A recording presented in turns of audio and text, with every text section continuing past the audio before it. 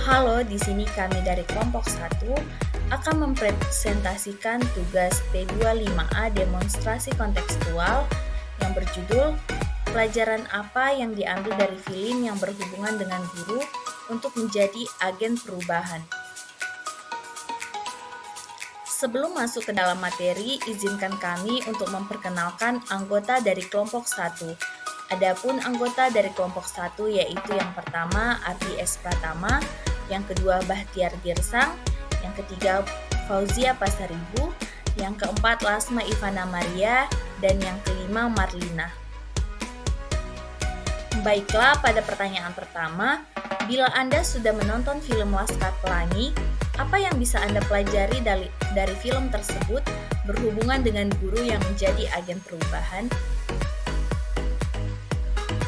Adapun kesimpulan yang diperoleh berdasarkan diskusi dari kelompok 1 mengenai pelajaran yang diperoleh dari film Laskar Pelangi ada 4, yaitu yang pertama, guru sebagai agen perubahan sudah seyogyanya untuk membantu, memotivasi, dan membangun kepercayaan diri peserta didik agar memiliki mimpi yang besar dan menggapai mimpi maupun cita-cita. Yang kedua, meskipun fasilitas terbatas, tetapi semangat dan optimis untuk membelajarkan peserta didik dan meraih prestasi akademik tidak pernah luntur. Film ini menunjukkan bagaimana kesetiaan, pengabdian, dan integritas seorang guru terhadap profesinya. Yang ketiga, guru sebagai agen perubahan sebaiknya memberikan kesempatan kepada seluruh peserta didik untuk bermimpi besar dan berpandangan luas. Dan yang keempat, guru yang menghadirkan pengalaman bermakna bagi peserta didik di lingkungan kelas dan sekolah.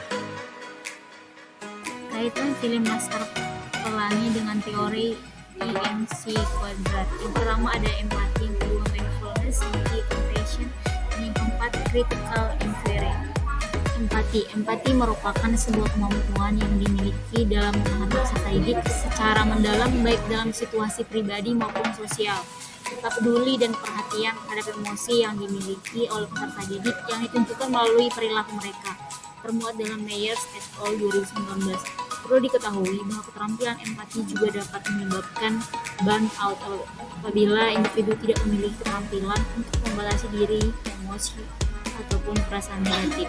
Nah, empati peserta didik pada film Laskar Pelangi digambarkan dengan peserta didik yang mempunyai empati yang tinggi terhadap satu sama lainnya, seperti ketika Lintang merasa sedih karena masalah keluarganya. Teman-teman lainnya berusaha memberi dukungan dan memahami perasaannya. Mindfulness merupakan kemampuan individu untuk sadar akan pengalaman yang dimiliki sehingga mau menerima situasi apapun tanpa menghakimi diri sendiri. Itu menurut Kang et al. 2011. Kemampuan ini dapat ditunjukkan dengan perilaku meditasi atau menenangkan diri yang dianggap dapat mengurangi bias dan perilaku negatif dalam menghadapi sesuatu. Itu menurut Leuke dan Gibson 2015. Peserta didik di film itu juga menunjukkan sikap kesadaran diri melalui tindakan refleksi yang dilakukan oleh Ikal ketika menulis buku harian dalam mencurahkan emosi dan memvalidasi emosinya. Baik, saya lanjutkan tentang kompasion, di mana kompasion yaitu kemampuan individu dalam merasakan dan memahami apa yang dirasakan orang lain, namun tetap dengan batasan tertentu. Melalui kompasion, seseorang individu dapat membatasi perasaannya terhadap orang lain, sehingga dapat mengurangi personal stres akibat respon yang berlebihan terhadap perasaan orang lain. Ini menurut Barton dan Garpis tahun 2019. Peserta didik di film ini menunjukkan rasa kasih sayang kepada teman-temannya melalui aktivitas membentuk kelompok belajar untuk meningkatkan kemampuan akademik mereka. Kemudian ada critical inquiry. Critical inquiry ini merupakan kemampuan individu dalam memperoleh sebuah informasi melalui pengamatan, pengalaman, pemikiran, penalaran, dan penilaian diri sendiri, kemudian dianalisis untuk dipahami. Dalam film ini ditunjukkan dalam peran peserta didik ketika mereka mengevaluasi dan menganalisis situasi secara kritis dengan cara mencari tahu cara belajar yang efektif dan menggunakan metode yang efektif juga. Alternatif film lain berhubungan dengan guru sebagai agen perubahan seperti Dead Faith Society. Yang dapat diambil dari pelajaran diantaranya yaitu berani tampil beda, berani mengambil resiko, pentingnya kreativitas, mempertimbangkan sudut pandang orang lain, belajar dan memahami kata-kata yang positif, dan pentingnya persahabatan. Berikutnya, pembelajaran sosial emosional. Film Dead Post Society berkaitan dengan pembelajaran sosial emosional. Dapat dilihat dari tema yang diambil adalah tentang keterampilan sosial, emosi, dan kepemimpinan yang sangat penting bagi perkembangan pribadi seseorang. Nah, dalam film ini kita dapat melihat karakter-karakter yang mengalami berbagai macam konflik dan masalah emosional yang perlu diatasi melalui keterampilan sosial dan emosional yang tepat. Kemudian, kaitannya dengan EMC 2 adalah empati. Guru dapat membuat siswa memahami perspektifnya terkait pembelajaran tidak harus terpaku pada materi pembelajaran atau buku, melainkan harus adanya perubahan pembelajaran sesuai dengan minat dan bakat siswanya, di mana pembelajaran berpihak pada peserta didik. Kemudian mindfulness. Mindfulness-nya yaitu dalam film Society seorang guru memiliki dedikasi yang tinggi terhadap profesinya, di mana guru dalam film tersebut menerapkan pembelajaran yang tidak terpaku pada ranah kognitif saja, melainkan menyesuaikan dengan kondisi dan karakter peserta didik yang memiliki minat di bidangnya masing-masing. Yang ketiga adalah compassion.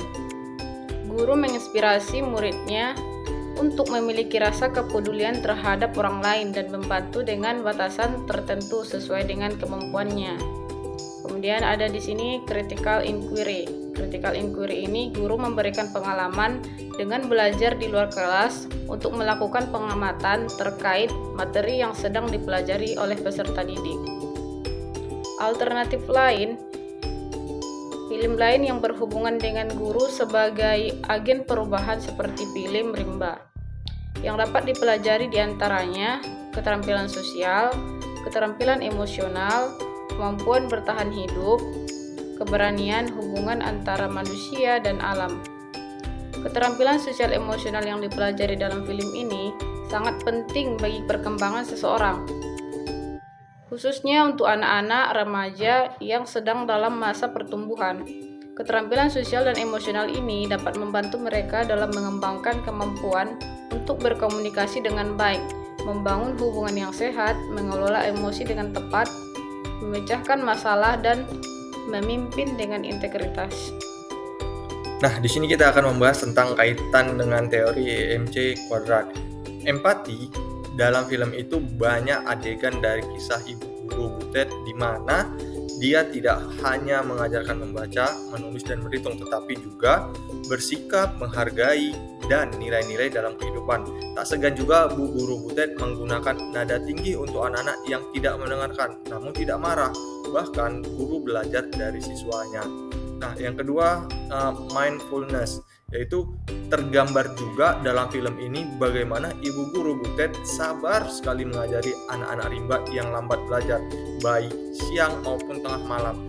Banyak cara mereka belajar, sambil berjalan-jalan, sambil menggunakan benda-benda di rimba, atau sambil bercerita dan lainnya. Guru tidak memaksakan metode mengajar tertentu atau materi tertentu, tapi menyesuaikan dengan kebutuhan para peserta didik ataupun siswa. Nah, kemudian compassion. Dalam film ini, orang luar termasuk Ibu Guru Butet belajar bagaimana anak-anak rimba melakukan banyak hal dengan cinta kasih, tulus membantu, jujur, peduli lingkungan, dan bisa dikatakan mereka jauh lebih beradab daripada orang-orang. Kemudian critical inquiry. Dalam film ini tergambar sekilas betapa sulitnya mengajar anak-anak rimba, bahkan untuk hal dasar membaca, menulis, dan berhitung. Dengan kegigihannya, anak-anak rimba yang pada dasarnya cerdas ini akhirnya berhasil juga. Tergambar juga dalam film ini bagaimana Ibu Guru Butet sabar mengajari anak-anak rimba yang lambat belajar, baik siang maupun tengah malam. Kemudian kesimpulan yang berkaitan dengan pembelajaran sosial emosional yang bisa diperoleh dari film tersebut adalah yang pertama, sebagai seorang guru harus mengetahui karakteristik peserta didik yang berbeda-beda. Jadi tidak hanya berpacu sama satu karakteristik peserta didik, tetapi harus mengetahui semuanya. Nah, yang kemudian yang kedua, guru harus dapat menjadi inspirasi bagi peserta didiknya agar mau terus belajar. Jadi seorang guru itu harus memberikan motivasi, harus menjadi tauladan bagi para peserta didik atau muridnya. Yang ketiga, guru juga harus selalu memberikan motivasi kepada peserta didik untuk menjadi pribadi yang baik. Dan yang terakhir, yang keempat, guru harus memiliki keterampilan dalam memilih metode pembelajaran yang tepat agar sesuai dengan karakteristik peserta didik, sehingga nantinya pembelajaran akan lebih bermakna dan peserta didik merasa senang dan gembira saat proses pembelajaran berlangsung. Jadi guru itu harus memiliki inovasi, memiliki berbagai macam cara supaya belajar itu menyenangkan, bukan hanya menjadi monoton pembelajaran itu. Sekian paparan tentang presentasi kami, lebih dan kurang kami mohon maaf. Terima kasih untuk perhatiannya.